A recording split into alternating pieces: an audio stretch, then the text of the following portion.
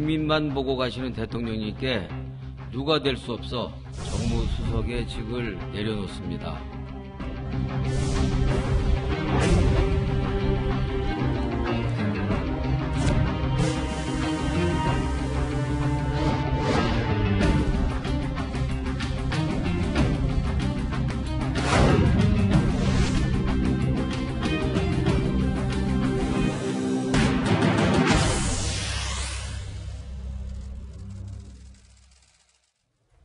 자, 이번 순서부터는 소종섭 전 시사저널 편집국장 그리고 김태현 변호사 두 분이 또 함께 합니다. 두 분 어서 오십시오. 안녕하세요. 네.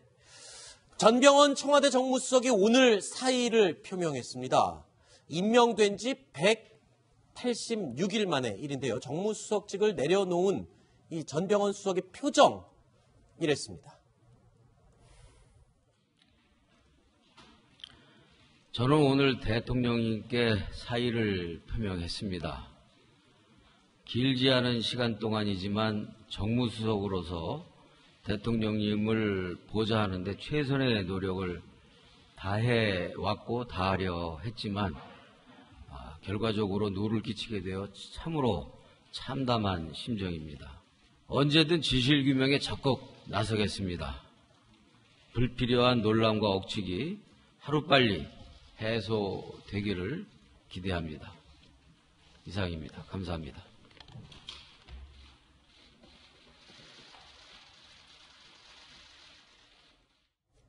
롯데 홈쇼핑에서 불법 후원금을 수수했다는 의혹을 받고 있습니다. 전병헌 정무수석 오늘 사의를 표명함에 따라 문재인 정부 들어서는 이 수석급 낙마가 두 번째입니다. 맞죠, 이효준 기자? 네, 그렇습니다. 네.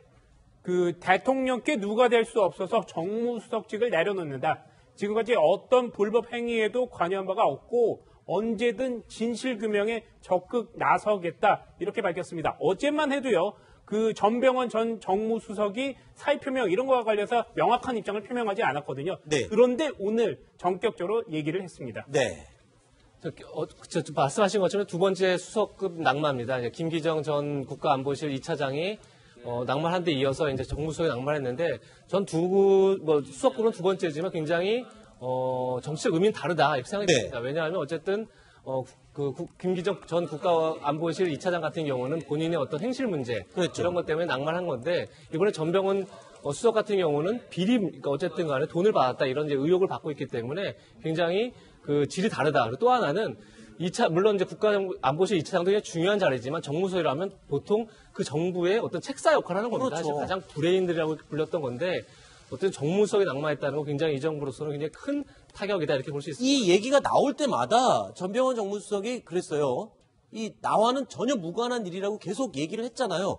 그럼에도 불구하고 물러날 수밖에 없었던 배경은 뭐가 있을까요? 아니 그렇게 결백하고 명백하게 아니라고 부인을 하면서도 물러설 수밖에 없는 배경. 그러니까 사실상 이제 이 스포츠 협회가 전병헌 수석에 의해서 거의 사유화된 거 아니냐. 네. 이런 이제 의혹이 계속해서 나온 것이죠. 일단 이 스포츠 협회에 후원한 이제 홈쇼핑 회사가 3개에 이르고 아무런 관련이 없는데도 3개의 회사가 거기를 후원했다는 건 결국은 마쿠의 전 수석이 있었던 것 아니냐. 이런 의혹이 제기가 됐고 또 전 수석이 이제 국회의원 시절에 인턴한테 월 100만 원 정도씩 1년 정도를 이 스포츠 협회의 돈으로 제공했던 이런 게 또 밝혀졌지 않습니까? 네. 그리고 이제 자금 세탁을 한 이번에 회사도 이 전 의원의 그 지구당 청년위원장 출신이 대표로 있는 그런 것으로 밝혀졌고 여러 부분에서 이제 굉장히 긴밀한 관계들이 있는 것이 속속 밝혀지면서 버틸 수 없는 상황까지 이르는 거군요. 그래서 대통령한테 계속 이제 부담을 주니까 그 부분에 대해서 고민을 하다가 출두를 검찰 소환을 앞두고 이제 사직을. 임종석 비서실장과 이 거취 문제에 대해서 논의를 했었다라고 보도가 지금 나오고 있죠. 뭐 어떤 식으로 논의를 했을까요? 어떤 내용을 얘기했어요? 전날 만나서 네. 이제 지금 어떻게 해야 되는지에 대해서 네. 아마 논의를 했던 것으로 보입니다. 네. 근데 아마 뭐 임종석 실장이 뭐 거기서 선을 거두지는 않았겠죠. 근데 그렇죠. 분명한 건 있습니다. 어쨌든 간에 전병헌 수석이 개인 비리 문제로 지금 검찰 수사를 받고 있는 상황에서 네. 그만두지 않을 경우에는 적폐청산의 진정성이 의심받겠죠. 지금 문재인 정부가 어쨌든 간에 6개월 동안 가장 중점을 더 추진했던 게 적폐청산이기 때문에 이 부분에 진정성이 의심받게 되면 그다음부터 그냥 힘을 잃게 되겠죠. 따라서 전병헌 수석은 어떤 식으로든 선긋기를 할 수밖에 없었다. 네. 그런 생각이 들고 재밌는 게 전병헌 수석의 입장문을 기존 청와대 같은 경우 물론 이제 춘추관을 통해서 기자들에게 배포를 하죠. 그게 그래서 지금 화면에 보고 일상적인 계시는 루트죠. 저건데. 그렇죠. 근데 지금 이번에 전병헌 수석의 입장문 발표는 그냥 정무석실의 직원이 와서 이렇게 배포를 했습니다. 그냥. 아, 그러니까- 그 얘기는 청와대가 관여하지 않겠다. 이거는 개인 비리고 개인의 문제다라고 선을 그은 거다. 이렇게 보는 게 맞는 것 같습니다. 그 점에서 지금 이게 공식 입장을 밝힌 지금 화면에 나오는 저 내용이요. 이 내용을 원래는 춘추관을 통해서 기자들에게 모든 자료를 배포하게 돼 있는 자료인데 이거를 수석실에서 직접 배포했다. 이거는 지금 어떤 선긋기의 의미도 있지만 청와대와 전병헌 수석과의 어떤 입장이나 이런 게 좀 엇갈리고 있다라고 그렇게 볼 수 있는 건 아닌가요? 글쎄요, 엇갈리기보단 전병헌 수석 입장에서는 그것이 자이든 타이든 물러날 수밖에 없는 상황이고, 네. 청와대에서도 그것을 뭐 종용을 했던 아니면 전병헌 전 수석이죠. 전 네. 수석의 얘기를 동의를 했건 간에 양측의 그 부분에 대한 이해관계는 일치할 수밖에 없다고 볼 수밖에 없는 거죠. 네. 그러니까 청와대 입장에서 보면 있어요. 그래서 뭐 꼬리자르기라는 표현이 적절한지 모르겠으나 네네. 그나마 청와대 입장에서 다행인 건 이 정병헌 정무수석의 어떤 의혹들이 정무수석이 있을 때가 아니라 그 예전 국회의원 시절이거든요. 네. 그러니까 그나마 청와대는 하나 다행이라는 겁니다. 그 점에서는. 네. 그리고 이게 이제 정병헌 정무수석이 그만둘 수밖에 없는 이유 중에 하나가 우리 한번 시계를 작년으로 돌려보자고요. 네. 작년 이맘때 언론을 장식했던 이름은 최순실입니다. 네. 작년 상반기 누구게요? 우병우입니다. 네. 당시에 우병우 전 수석의 의혹이 나올 때 지금 여당이 당시 야당 뭐라고 그랬습니까?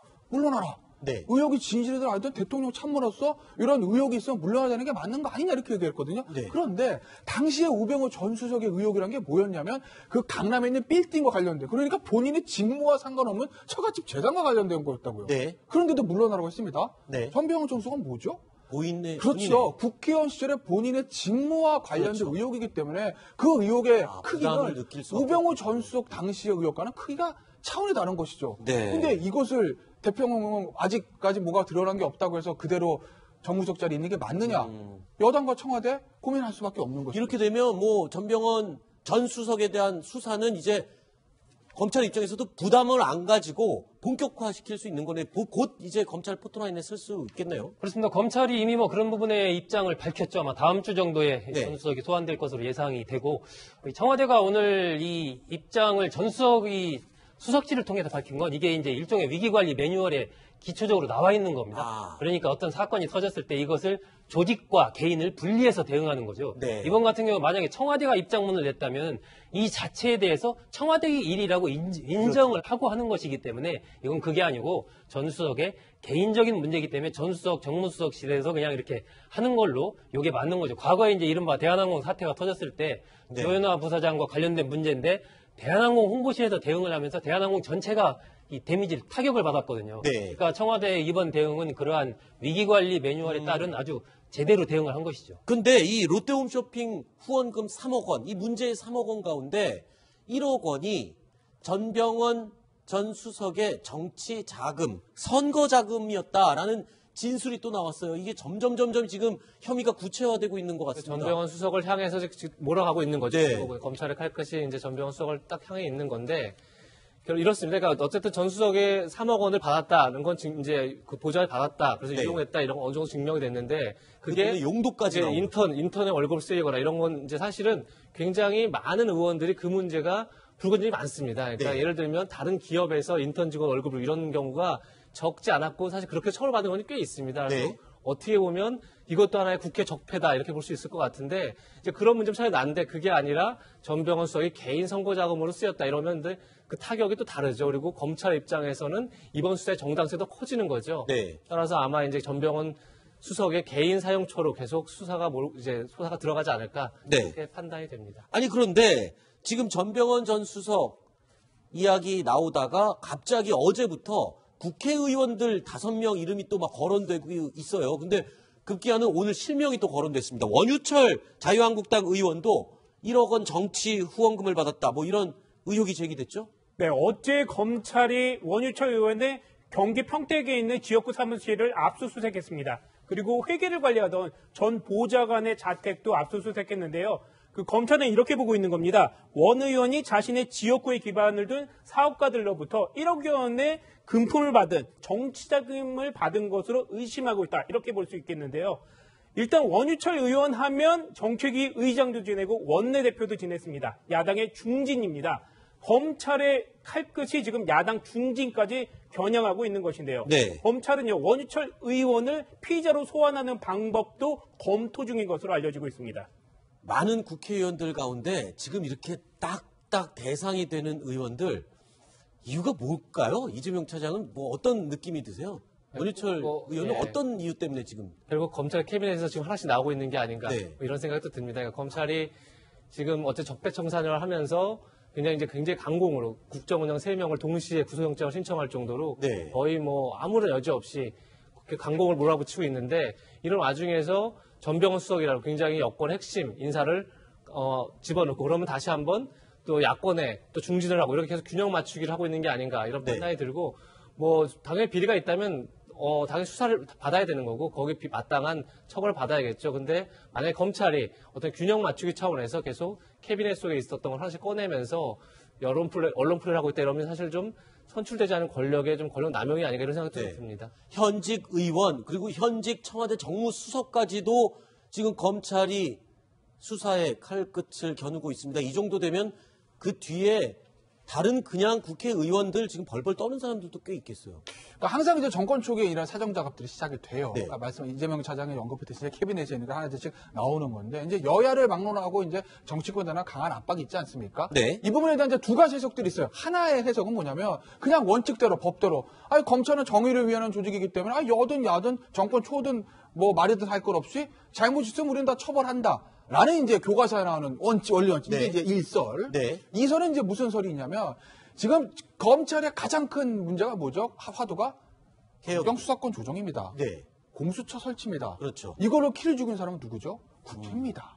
입법사항이에요. 청와대에서 아무리 하고 싶다 하더라도 국회에서 통과가 안 되면 공수처 설치 그다음에 검경수사 조정 안 됩니다. 네. 그러면 그것을 하기 위해서 국회의원들을 압박하는데 가장 좋은 검찰의 카드가 뭘까요? 사정카드죠. 라는 얘기들. 네. 뭐 이제 서초동 주변의 설이에요. 제 얘기가 아니고. 네. 그렇게도 일설, 이설 두 가지 설이 있는데 그래서 어느 설이 맞을까요? 시청자 여러분의 현명한 판단을 기다립니다. 그 얘기 저희가 요 다음 순위 내용으로 저희가 준비해놨습니다. 그런가요? 이거 미리 준비해놓은 걸 알고 얘기하신 거예요? 아유, 몰랐죠, 저는. 알겠습니다. 뭐 마지막으로 하실 말씀 있으신 것 같아요. 추가로. 보통 이제 네. 그 문무일 검찰총장이 취임하면서 대검의 이른바 범죄정보 조직들을 그때 해체를 했지 않습니까? 네. 사실 그 전에만 해도 한 20명 가까운 이 정보를 수집하는 인력들이 네. 계속 움직였거든요. 그러니까 그러한 과정에서 정치권 국회의원들에 관련된 여러 가지 다양한 첩보 이런 것들이 이제 검찰 그 대검의 첩보에 많이 축적이 돼 있었던 거죠. 그러니까 지금 나오는 부분 사실은 전병헌 수석건도 벌써 한 3년 전에 이미 많이 나왔던 얘기 그렇죠. 아닙니까? 그러니까 지금 원유철 의원 건도 그렇고 또 다른 자유한국당 뭐 이우현 의원도 지금 얘기가 되고 있던데 그런 부분들은 그동안에 이제 검찰이 수집했던 이런 네. 부분들을 하나하나 지금 꺼내들고 있다 이렇게 봐야 네. 될 것 같습니다. 검찰의 캐비넷을 열어서 하나씩 지금 꺼내고 있는 중이다. 이런 표현을 했네요. 다음 소식, 이 검찰의 속마음 도대체 어떤 생각을 갖고 있는지 저희 뉴스탑10이 한번 파헤쳐봤습니다. 확인해 보시죠.